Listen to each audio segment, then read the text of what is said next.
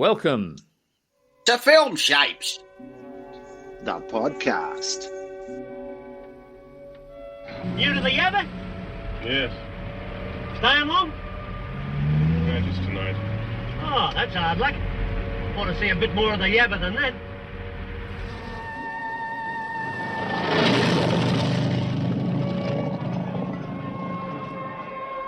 Well, hello there, and welcome to Film Shapes. This week, we watched Wake in Fright on ABC iView.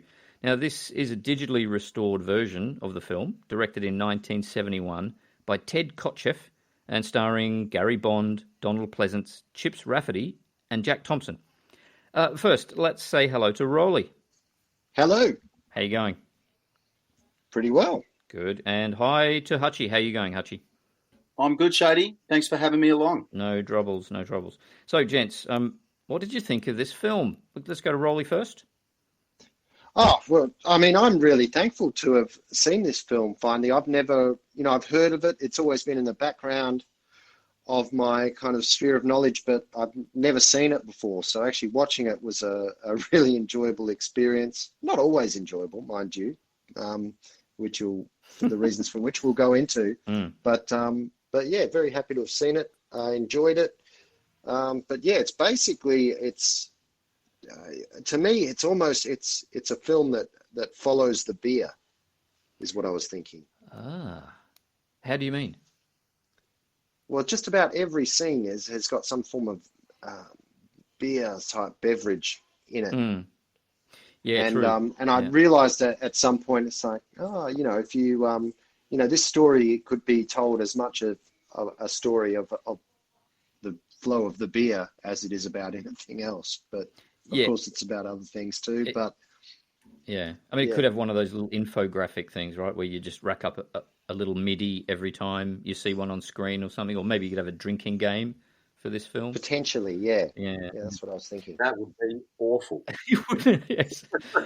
Hutchy, what did you reckon then? I was same as Rolly. I was actually really excited to sit down and watch it because, it was a film I'd heard a lot about, but I'd never seen it. And this came from a social media kind of conversation, didn't it, Shady? Where you were talking, you had made an Aussie film list, Australian film, classics. So it was a good opportunity to dive in and watch it. And look, I'm still thinking about it. I don't know if I enjoyed the experience of watching it that much. Yeah, there were some odd things. I mean, I guess the main controversy is that kangaroo hunt, isn't it? If we jump straight into it. What do you think about that, fellas? I think the sad thing about the kangaroo scenes in it, because you're forced to watch, I guess, 20 or so kangaroos being shot. And it feels really that the filmmakers are kind of exploiting this practice in the making of the film. And then at the end of the film, you kind of read a disclaimer saying this was a real kangaroo shoot. And it's almost like they wanted to put that much of the death of the kangaroos in so that they could, kind of almost make an argument for the other side of saying, we shouldn't be killing kangaroos like this. But it came across a little bit more as an exploitative kind of thing. And definitely the people that would have seen this film, that would have put a lot of people off seeing this film, just hearing about that scene, right? Yeah. I mean, sure, they do culls now and again, don't they, as well? But I was shocked at the butchery section. Like, they left chopped up bodies. What, they don't do that when they hunt kangaroos, do they? Well, you got to chop them up at some point. Okay, but leaving them out there, I thought that would have been done in a more, I don't know, humane, I suppose is the word, way. But I think nowadays more they would use them for pet food and other things. They certainly wouldn't leave them out. Spreading, chance of spreading disease or whatever it might be. I don't actually know this, but I sort of got this feeling, the same as you, Rolly, like, it was good that it was in the credits, and maybe it's good to expose what these are really like, but at the same time, they look like they were having the time of their lives, That, I mean, it's deliberately disturbing, but it was a hard watch, wasn't it? Yeah, I suppose that's part of the change in that character, right? He's completely different at the end of the film, and that's probably the midpoint of his weird arc, I suppose, isn't it? Well, the funny thing is apparently the roof shooters they did have doing this as well for the film because they were professional or so-called professional roof shooters, whatever that meant in the when was this film made? 70, 71, yeah. But the professional roof shooters on this shoot apparently were getting just as drunk as the characters would have been in the film. Really? On the actual roof shoot. And the crew got so sick of it and disgusted with the whole process that apparently they faked some sort of power outage of their equipment to end the whole thing early. At least that's what I read on Wikipedia. Okay. So sorry about that. But yeah, I'm curious. I was really curious about that, how it all played out. And apparently, yeah, they were quite drunk. Yeah, right. Oh yeah, because there were so many shots that weren't kill shots, which would be, what would be the rule, the law around that. Yeah, geez. Yeah. That's interesting to know, Roly. Yeah. All right.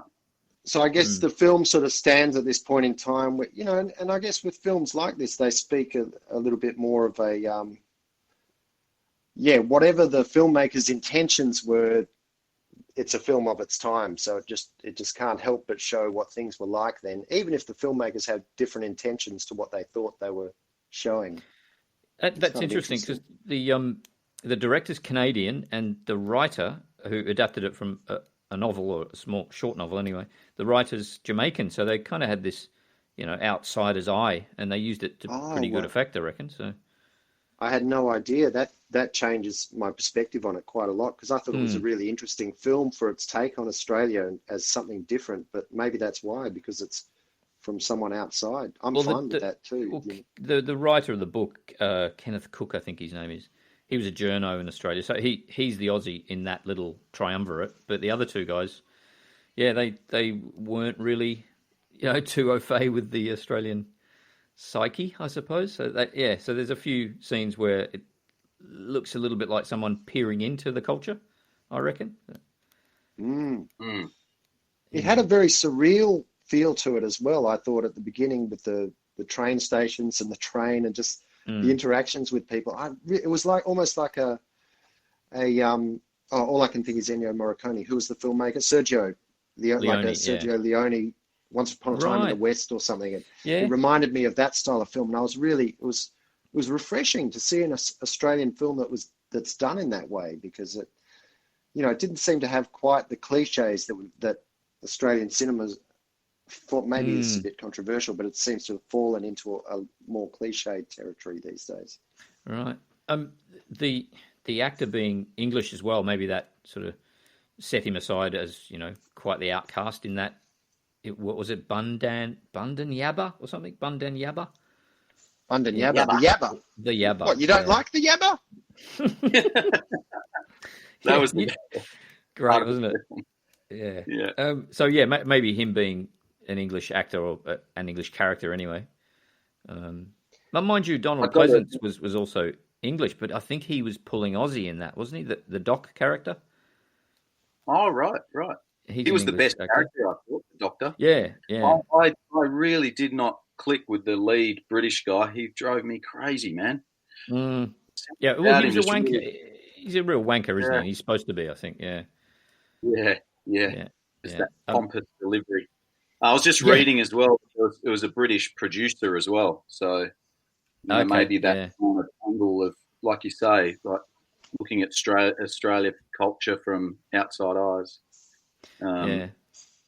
But I just I love the opening shot and the music, and I got really excited thinking, we're in for something really really different, and the soundtrack's going to be amazing, and it quickly sort of turned into something less comfortable.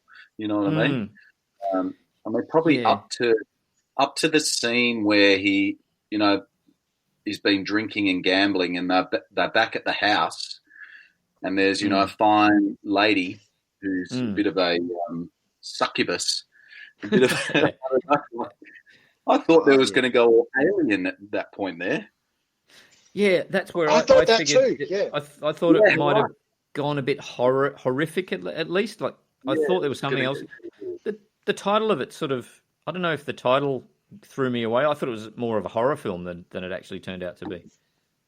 Yeah. Yeah, I thought it was going to be, heads coming off type film. Yeah.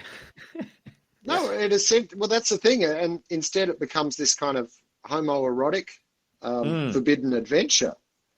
Well, is that the reason it's titled like that was his awakening in Fright? Like he'd realised what he'd done. Is that what that's all about, or is it just the general like what the fuck is happening? I can't get out of this fucking place.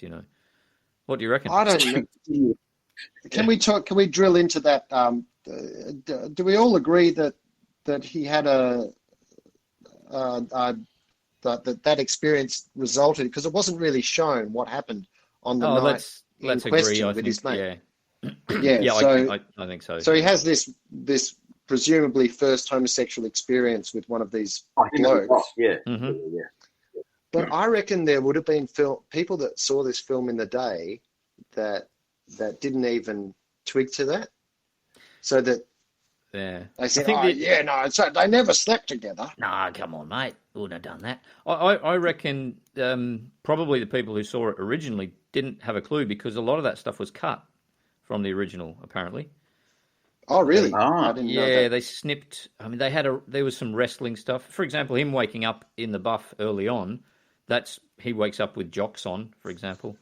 The scene where Donald Pleasance, the doc, is over him, and it looks like there's going to be some sort of action. They cut that completely as well. So, maybe the original stuff was trimmed for 70s sensibilities, I guess. So the version we saw was different to the original. Yes. Then. Well, I guess that's the. No, not the original. I guess it's the one that they cut for American audiences, I think, if I remember reading that. Yeah. Yeah, okay. Yeah, and I think that also went along to snipping out lots of the butchery as well. So so it's a really interesting film. It is an interesting film in the sense that it was obviously, the horror. The only horror was, if you look at it through this guy's perspective, the school teacher's perspective, where he's had this kind of gay experience that the next day he's kind of so horrified that he's going to kill himself. It's quite it's quite an interesting subject matter for a film of that era to take on, isn't it? Yeah, for sure. Yeah. And I mean, I'm not sure the book, I read somewhere the book doesn't, once that scene happened, Doc doesn't appear again in the book apparently. So yeah, okay. Yeah, don't know what that has anything to do with, but that's probably quite touchy for the 70s, isn't it? I didn't feel like that was the premise of the film, though. I thought that was a small part of it to me. Yeah, but I'm wondering why. So you reckon the Wake in Fright, significance is just that this guy's waking up to the fact that he's stuck in Australia. Do you reckon that's more like it?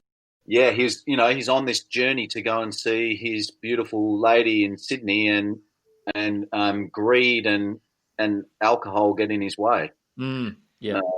And Aussies, of course. yeah, and he's led down this path through his own decisions. Yeah, but it's like watching a movie with a hangover and a severe cold. You get those. Yes, right. Yeah. Yeah, I figured that. It's funny that though. Yeah. I thought it was kind of that little scene with the doc. I thought that was kind of the midpoint of where he starts to flip out and realise that he's not actually going to do what he set out to do. Get to Sydney, see his girlfriend and whatever. And eventually he ends up back at Tibunda. What was that place called? Tibunda? Something like that, I think. Yeah. So it's bookended. That's him. And they said, "How was the holiday?" Yeah, the best. That was another area where the film I thought was trying to make a bit of a political statement. And there's a few political statements going on at once in this film. But it's the whole remote teachers situation in Australia. Where a teacher has to work in these remote areas before becoming a fully blown instructor. Yeah. Is that? I mean, that's still the case in Australia. I think I've heard some teachers talk about this. They have to go up north and be in a tiny little community for a year or so Yeah. before they, get down to the Yeah, city so you do again. you get a lot of young teachers, at early stages of their career experiencing the wildness of the Australian outback. Doesn't sound like that bad a thing, but there is negatives to it as well, and they don't always bring the best to the community necessarily, especially when you add alcohol into the mix. Yes, yeah. So, yeah. but it's interesting to see the same things going on now, after all this time. Yeah, 50 years But ago, wasn't it? the interesting thing there was that he had to pay $1,000 or whatever it was to actually be able to go out and teach there. So he's got this debt hanging over his head. These days, you get like a remote area fee and all that sort of. Teachers can earn quite money working out in the remote areas. So I think they should have played. They should have played that a little harder in the film. The desperation of, there's the gambling scene. He's trying to win that $1,000, which will sort of free him from that debt, meaning he doesn't have to teach anymore. He can move on. That's the clincher, isn't it? And that's why he keeps going to the 2-up circle, which is a great scene. The 2-up is such a great scene. Yeah, that's I love that. right. I think you're on to something there, Bubba. That didn't seem to be such a motivating factor until we realised, why is he so keen on this? Oh, that's right. He needs $1,000 to get. I mean, it wasn't set up like that, really, was it? No, it wasn't. No, and he's back in his hotel room, and he can't. He has to go back to the 2-up to try and get that $1,000. Yeah. It does seem a bit sudden, doesn't it? Yeah, when he suddenly, I could get out of it. But, whereas his life before that as a teacher didn't look that unpleasant necessarily. Oh, but nice, just boring, just deadly boring. Yeah. And hot. Yeah. Yes. Some of the lines. Remember some of these? I reckon there's some great lines. Everybody asking him, "Oh, you're new to the yabba," that kind of thing. A few people asked him that. He got wound up every time. Chips Rafferty, the cop. That's his last feature film. At the same time as Jack Thompson making his first feature film, which is quite an interesting bookend, I reckon.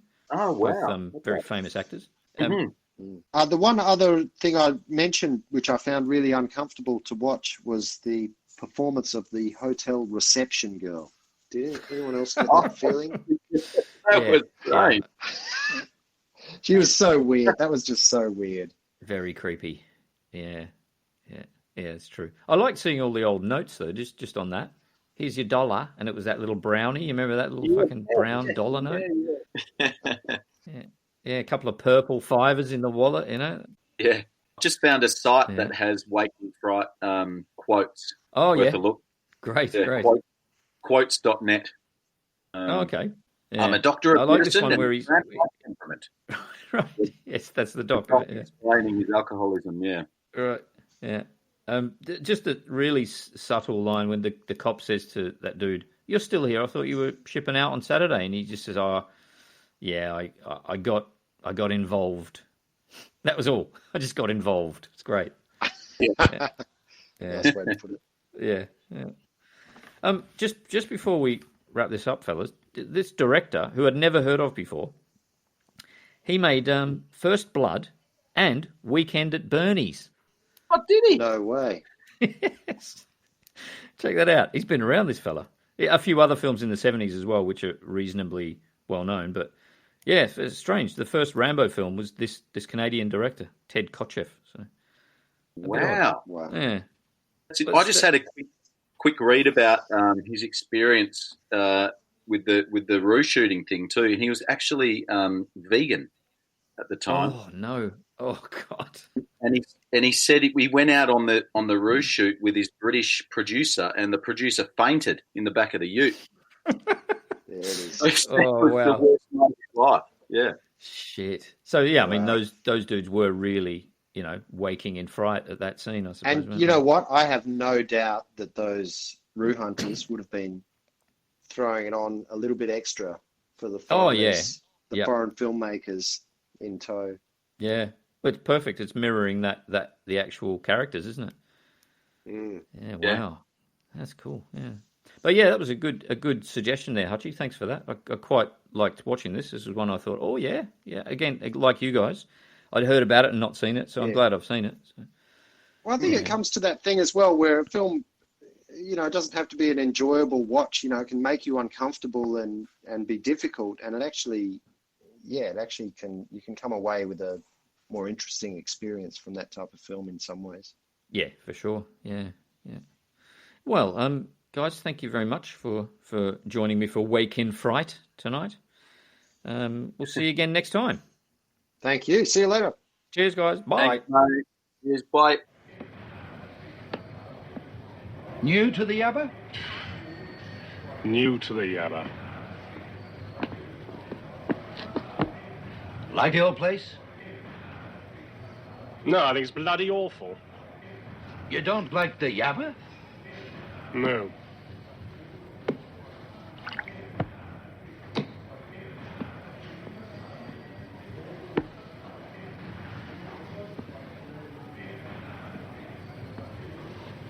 Will you have a drink? No, I'm toying with this one, thanks. Well, drink it down or buy another. Look, I'm flat broke and I can't afford to drink. What's that got to do with it, man? I said I'd buy you a drink. You don't have to buy me one. Now drink it down.